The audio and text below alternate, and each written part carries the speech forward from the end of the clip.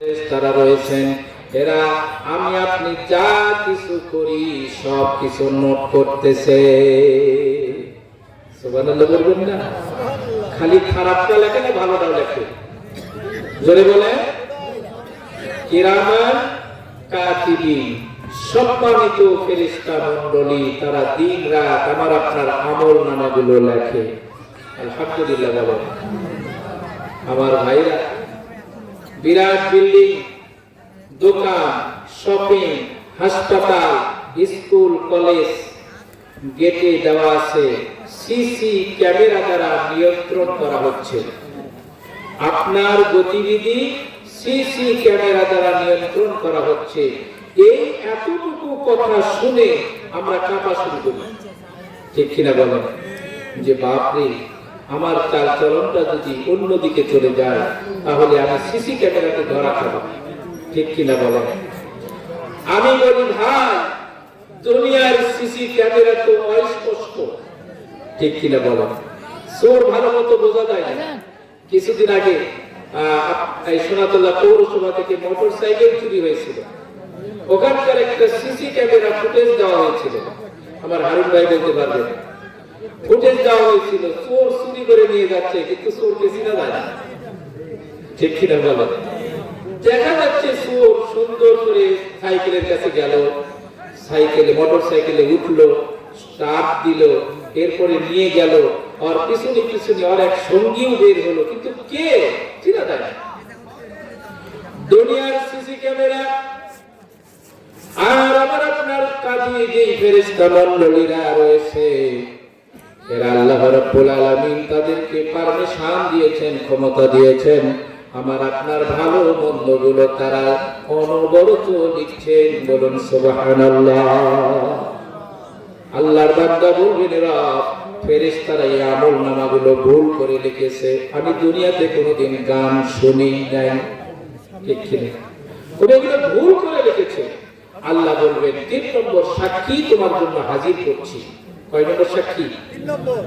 দেখেন আল্লাহ রাব্বুল আলামিন বলেন সূরা ইয়াসিন, আল-ইয়াওমা নাখতিমু আলা আফওয়াহিহিম ওয়া তুকাল্লিমুনা আইদিহিম ওয়া তাশহাদু আরজুলুহুম বিমা কানু ইয়াকসিবুন। আল্লাহ রাব্বুল আলামিন আমার আপনার মুখে সেদিন মোহর মেরে দিবেন, টেপ লাগাইয়া দিবেন, সেলাই করে দিবেন। আল্লাহ বলেন, ওই মানুষটির সেদিন হাত এবং পা আমার সঙ্গে কথা বলবে এবং তার পা গুলো তার অপকর্মের সাক্ষ্য দিবে। হাত পায়ের জবান খুলে যাবে, আমরা কতটি মুখ হারাম হব, তারপরে আল্লাহর কাছে বলবো হাতটা একদিন গোশত খাইতে চাইছিল, দেই নাই, এই জন্য আমার বিরুদ্ধে আজকে কথা বলছে। বলুন নাউযুবিল্লাহ। আল্লাহ বলবেন তাই? আল্লাহ রাব্বুল আলামিন বলবেন, এই সূরার ভিতরে আল্লাহ বলছেন ৪র্থ নম্বর সাক্ষী আল্লাহ হাজির করবে। কয় নম্বর সাক্ষী? ৪র্থ নম্বর সাক্ষী আল্লাহ হাজির করে বলবেন, আল্লাহর বান্দারে, তুমি এই সাক্ষী মানলেও ভালো, না মানলেও ভালো, তোমাকে জাহান্নামে যেতেই হবে।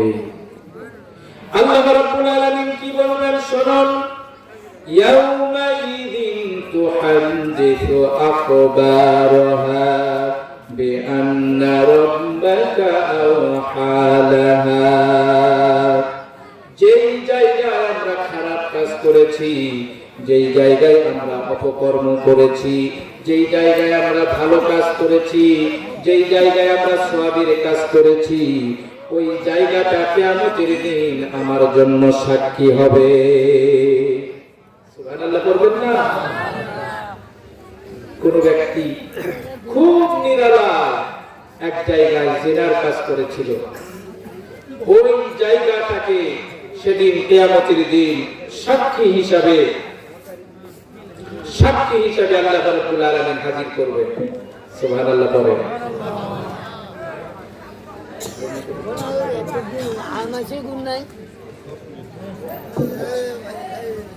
আমাকে সিগন্যাল দেওয়ার সাথে সাথে বন্ধ, অসুবিধা নেই।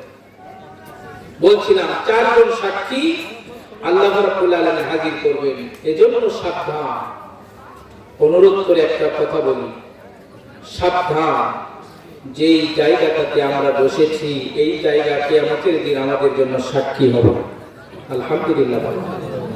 ভালো কাজে যত জায়গা পরিবর্তন করতে পারবেন তত নেকি আর নেকি। একটা জিনিস দিয়ে বোঝাই, ঈদগাহের ময়দানে এক রাস্তা দিয়ে যাওয়া আর এক রাস্তা দিয়ে আসা সুন্নাত, ঠিক কিনা বলো? সুন্নাত কেন করা হয়েছে জানেন? আমি আমার ঈদগাহে কথাটা বলেছিলাম, এই জন্য এটাকে সুন্নাত করা হয়েছে। তুমি ঈদগাহের ময়দানে ভালো কাজের জন্য আসছো, এই রাস্তাও কিয়ামতের দিন তোমার জন্য সাক্ষী হবে। আল্লাহর বান্দা যদি সম্ভব হয় অন্য রাস্তা দিয়ে বাড়িতে যাও, ওই রাস্তাও তোমার জন্য সাক্ষী দিবে সে ঈদগাহের ময়দানে ভালো কাজের জন্য এসেছিল। একটা মাসলা শিখেন, খারাপ কাজ বেশি জায়গা পরিবর্তন করে করেন না। এগুলো আবার মনে করেন না শুধু ভালো কাজ মনে করা যায়, খারাপ কাজ করা যাবে না। যে বেশি জায়গা পরিবর্তন করে খারাপ কাজ করেন না, গান শুনতেছেন, একবার এখানে শুনতেছেন, একবার ওখানে শুনতেছেন, একবার ওখানে শুনতেছেন, সকল জায়গাগুলো কিয়ামতের দিন আপনার জন্য সাক্ষ্য দিবে যে আল্লাহর এই বান্দা এখানে দাঁড়ায়া দাঁড়ায়া দাঁড়ায়া দাঁড়ায়া গান শুনেছিল। গুনাহের কাজ করার পর এই গুনাহের কথা দুনিয়ার মানুষের কাছে বলে বেড়াবেন না। যত বলবেন তত বিপদে পড়বেন। করাই কিয়ামতের দিন আপনার জন্য সাক্ষীদাতা হয়ে দাঁড়াবে। নাউজুবিল্লাহ বলবেন না? আমার ভাইয়েরা, এজন্য আল্লাহ রাব্বুল আলামিন বলেন, ইয়াউমা ইযিন তুহাদ্দিসু আখবারহা। কিয়ামতের দিন আল্লাহ রাব্বুল আলামিন সেই মুসিবতের দিন আমাদের সব আমল নামাগুলো দুনিয়া বলে দিবে। ইয়াউমা ইযিন ইয়াসদুরুন নাসু আশতাতা। কিয়ামতের দিন সকল মানুষগুলো বিভিন্ন দলে বিভক্ত হবে। দুনিয়াতে দল আছে, আওয়ামী লীগ, বিএনপি, জামাত, জাতীয় পার্টি, আছে না নাই? কিয়ামতের দিন ওই রকম দল হবে, তবে জামাত বিএনপি হবে না। আবার মনে করেন না যারা জামাত বিএনপি, এই জামাতের লোক এই দিক, বিএনপির লোক এই দিক, তা নয়। কিয়ামতের দিন পাপিষ্ঠ এবং ভালো মানুষকে আল্লাহ রাব্বুল আলামিন আলাদা করবেন। চিৎকার মেরে বলেন সুবহানাল্লাহ। আল্লাহ রাব্বুল আলামিন তিন শ্রেণীর ব্যক্তির আমলগুলো কিয়ামতের দিন মিজানের পাল্লায় দিবেন না। তাদের আমলনামাগুলো ওজন করা হবে না। সুবহানাল্লাহ বলেন। ওজন করা হবে না কিয়ামতের দিন, ওজন করা হবে না। এক নাম্বার হলো নবী রাসূলদের আমলনামা আল্লাহ ওজন করবে না। নাম্বার 2, ছোট্ট বাচ্চাদের আমলনামাগুলো আল্লাহ মিজানের পাল্লায় দিবেন না, কারণ এদের কোনো গুনাহ নাই, সবগুলো নেকি আর নেকি। এজন্য মা বোনেরা শুনুন, ছোট্ট বাচ্চা যদি দুনিয়া থেকে বিদায় নিয়ে চলে যায়, আপনার প্রাণটা বড় হাহাকার করে। সন্তানকে 9 মাস ধরে লালন পালন করলাম পেটে, হওয়ার পরে দুনিয়া থেকে বিদায় নিলেন। আপনাদের জন্য সুসংবাদ, এই ছোট্ট বাচ্চাকে কিয়ামতের দিন আল্লাহ রাব্বুল আলামিন জান্নাতের সার্টিফিকেট দিয়ে বলবেন, যা জান্নাতের দিকে চলে যা। সন্তানেরা ঘুরবে আর বলবে, আমরা তো একাই জান্নাতে যাব না। আল্লাহ জানেন, তারপরেও জিজ্ঞেস করবেন, তোমরা জান্নাতে ঢোকো না কেন? বলবেন, রব, ছোট্ট মা আমরা পেটে থাকতে দুনিয়াতে 10 দিন, 1 মাস, 4 মাস পরে আমাদেরকে তুমি দুনিয়া থেকে বিদায় নিয়ে চলে এসেছো। যেই মাকে 9 মাস 10 মাস পেটে আমরা পেটের ভিতরে লাথি মেরে আঘাত দিয়েছিলাম, যেই মা আমাদের জন্য ভালো খাইতে পারে নাই, রব ওই বাবা মাকে ছাড়া আজকে আমরা জান্নাতে যাব না। সুবহানাল্লাহ। আল্লাহ রাব্বুল আলামিন বললেন, শোনো, একটা গুণ যদি তোমার বাবা মার থাকে সেটা হলো ঈমান, আর তাদের যদি সামান্য কিছু আমল যদি থাকে, আজকে হাসরের ময়দানে বাবা মাকে খোঁজো, আমার কাছে সুপারিশ করো, বাবা মাকে নিয়ে তোমরা জান্নাতে চলে যাও। দুনিয়ার সন্তান আপনার দুনিয়াতে ভাব দেয় না, আখিরাতের ময়দানে আপনার জন্য নাজাতের জরিয়া নাও হতে পারে। ছোট্টবেলায় কোন সন্তান যদি দুনিয়া থেকে বিদায় নিয়ে চলে যায়, এরা আখিরাতের ময়দানে বাবা মার জন্য নিশ্চিত সুপারিশ করবে। সুবহানাল্লাহ। আমার ভাইয়েরা, 3 নাম্বার যাদের আমল নামাগুলো আল্লাহ রাব্বুল আলামিন মিজানের পাল্লায় দিবেন না, তারা হলো দুনিয়াতে যারা পাগল। সুবহানাল্লাহ। পাগল লোক আছে না? তবে কিছু পাগল আছে টাকা দিলে বোঝে, কিন্তু এমনি নামাজ পড়ার কথা বলে বোঝে না।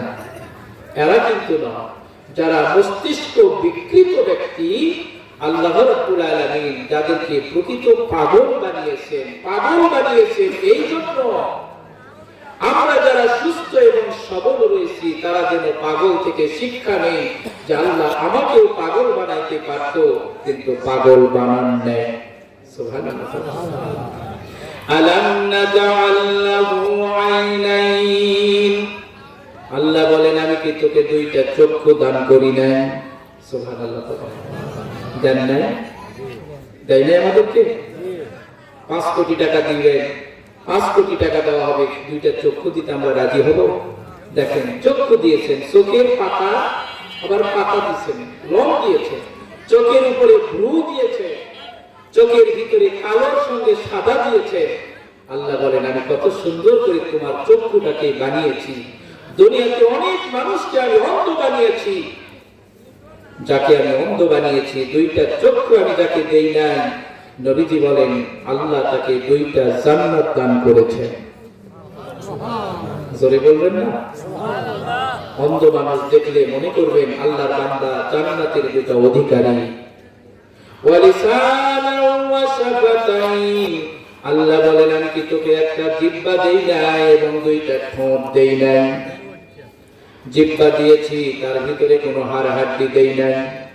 এই জিহ্বাকে মাঝে মাঝে দাঁতগুলো কামড় মারে, তারপরে এই জিহ্বা কোনো প্রতিবাদ করে না।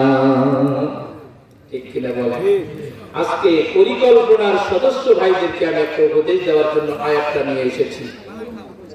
32টা দাঁত, এই 32টা দাঁতের মাঝে হাড় হাড্ডি মুক্ত একটা জিহ্বা।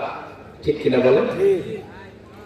দাঁতগুলো, এই জিহ্বা এত উপকার করে তাতে, দেখেন গোশত খেয়েছেন, বারবার জিহ্বা ওই দাঁতের মাড়ির নিচে উপরের সারিতে ওখানে একটা গোশতের টুকরা আটকে আছে, দাঁত বারবার ওখানে লুকিং করে। ঠিক কিনা বলেন?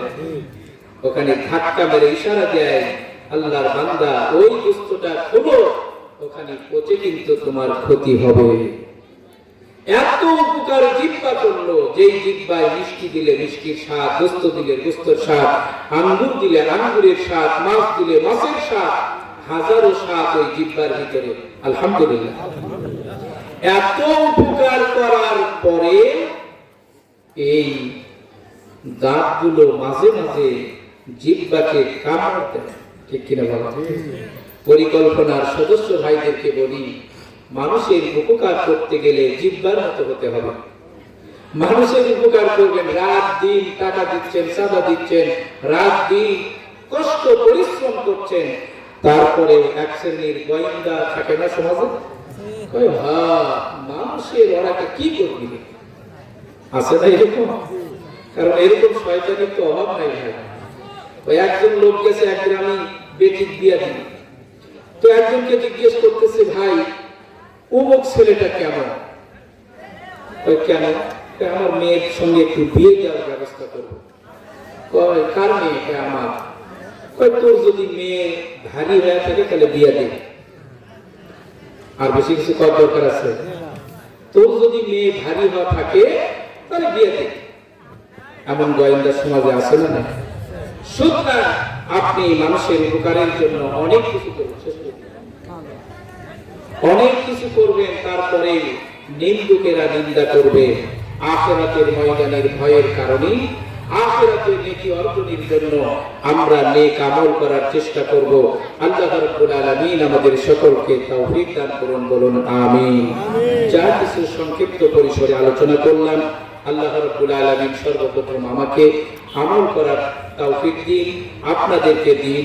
মা বোনদের উদ্দেশ্যে কয়েকটি হাদিস বলেছিলাম, সময় নেই, তবে মা বোনদেরকে বলবো, সন্তানদেরকে ভালো কাজের দিকে আহ্বান করুন, নিজেরা নেক আমল করুন। আপনাদের পেট থেকে আপনারা যদি ভালো হন, তাহলে আপনাদের পেট থেকে যেগুলো হবে সেগুলো হবে খালিদ বিন ওয়ালিদের মতো সন্তান। চিৎকার মেরে বলুন।